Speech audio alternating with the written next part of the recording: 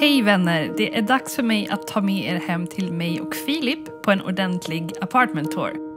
Så vi börjar här ute eftersom vi har en egen ingång med tillhörande vildvuxen trädgård utanför.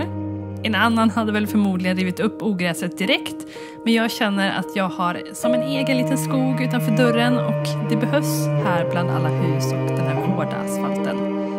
Det första som man kommer in till är vår lilla hall med den lilla katten som vaktar ovanför dörren.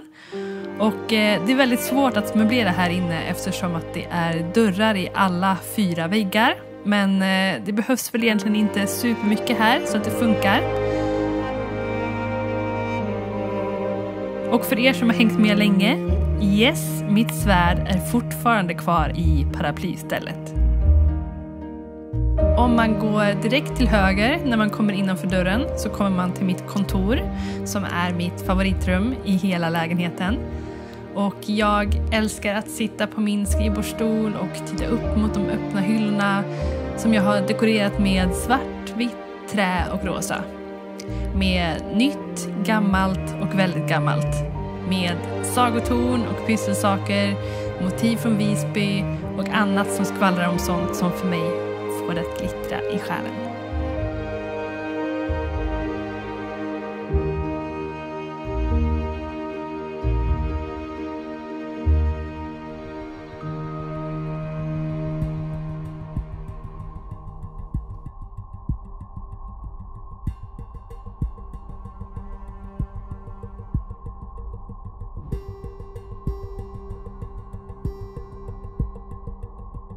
Den andra sidan av rummet rymmer mindre pyssel och mer praktiskt. Man får liksom inte glömma att det här rummet inte bara är ett hobbyrum utan också rymmer hela mitt företag.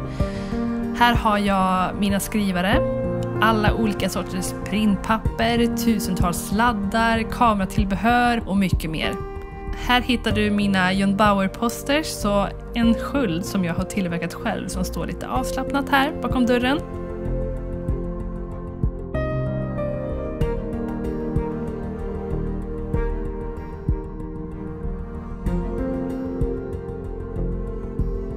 Vardagsrummet då, det är raka motsatsen till mitt kontor skulle man kunna säga. Här är det stort och rymligt, det är förhållandevis lite saker och det här rummet var det som fick mig förälskad i den här lägenheten från första början med de här stora fönstren och dubbeldörrarna in mot sovrummet som man ser från soffan. Här spenderar jag och Filip väldigt mycket tid.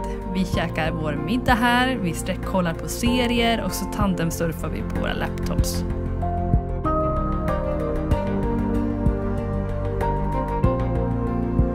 Det bästa med det här rummet är hur fint solen stryker över väggarna på eftermiddagarna och hur det flyter över hela rummet ju längre mot kvällen det lider. Och jag kan stå och stirra på det i timmar för det är så sanslöst vackert. Solljus på väggen i mitt hjärta. Fan hur ledsen det här är. Hur fan ska jag få till den här? På sommaren så förvandlas den här 3-rummaren till en 4-rummare med hjälp av vår terrass. Jag tycker att det kan kännas rätt instängt när man bor i en lägenhet i ett stort lägenhetsområde. Så att det är skönt att ha en privat plats där man kan vara ute för sig själv utan att behöva gå så himla långt.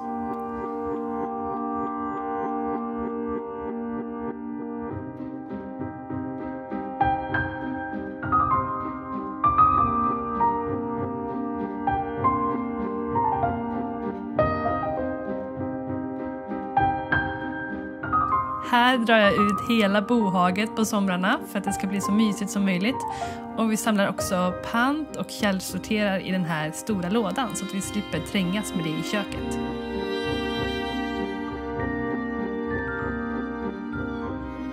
Även om det inte ser så mycket ut på film så gör den här lilla utsikten mot sjön så himla mycket. Både från terrassen och från köksfönstret. Och de här 2 stora tallarna gör att det känns som att naturen kommer ännu närmare. Då går vi in i köket där vi först har en matplats där vi bara sitter när vi har besök. Vilket är typ 3 gånger om året.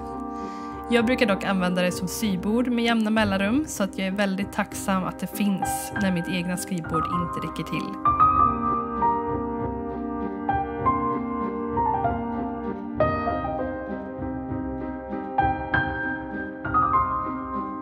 Jag har varit lite anti-svart kök innan vi flyttade in, men nu måste jag faktiskt säga att jag älskar det.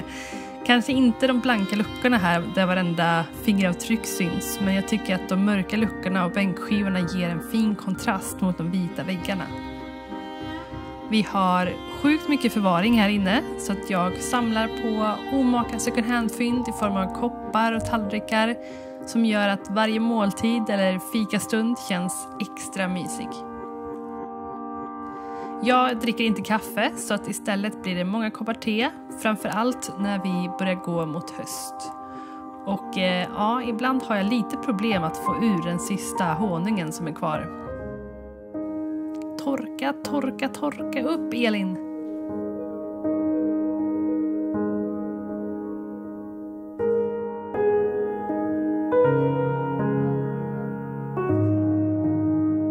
En sak jag verkligen gillar med vår lägenhet är att det är fönster i 2 väderstreck så att det kommer in ljus dygnet runt. I kontoret, hallen och sovrummet så kommer den in på morgonen och på förmiddagen, och i vardagsrummet, köket och på terrassen så kommer den in på eftermiddagarna och på kvällarna. Så här kan man sitta och se solen gå ner över trädtopparna från sin plats i utesoffan.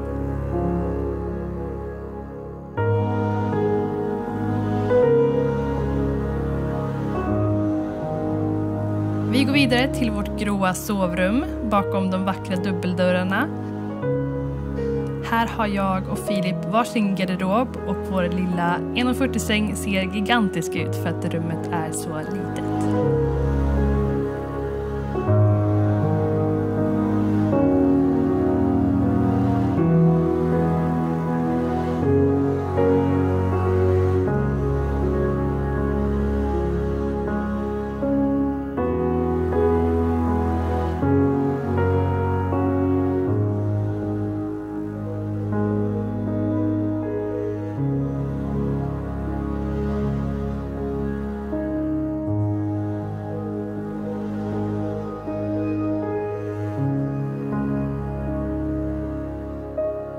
Sist så går vi in i badrummet där vi har inklämt både badkar och tvättmaskin och torktumlare på en väldigt liten yta. Och jag kan inte med ord beskriva hur lyxigt det är att kunna tvätta hemma efter att i hela sitt liv bott i lägenheter där man varit tvungen att boka tvättstugan typ 2 veckor i förväg.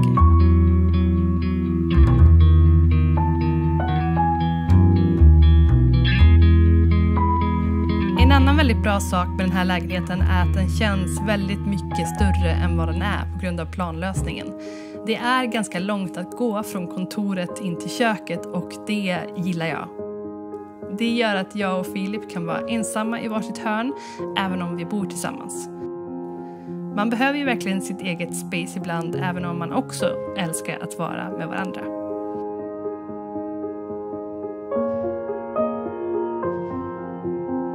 Min apartment tour börjar lida mot sitt slut, men jag känner inte att den är fulländad förrän jag har visat er sjön som jag spenderar så mycket tid vid. Jag ser den som sagt från köksfönstret och från terrassen och det tar bara några minuter att springa runt huset, ner för trappan och längs gångvägen mellan husen innan vi är nere vid bryggan. Här har vi spenderat många dagar badande, suppande och promenerande på isen.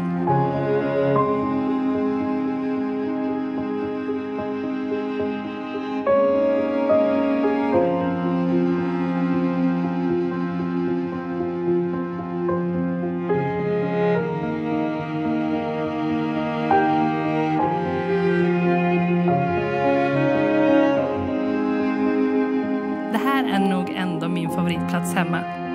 På grund av alla de här kvällarna när ljuset tonar bort och lamporna tänds i alla husen medan vattnet kluckar omkring en. Vad mer kan man begära?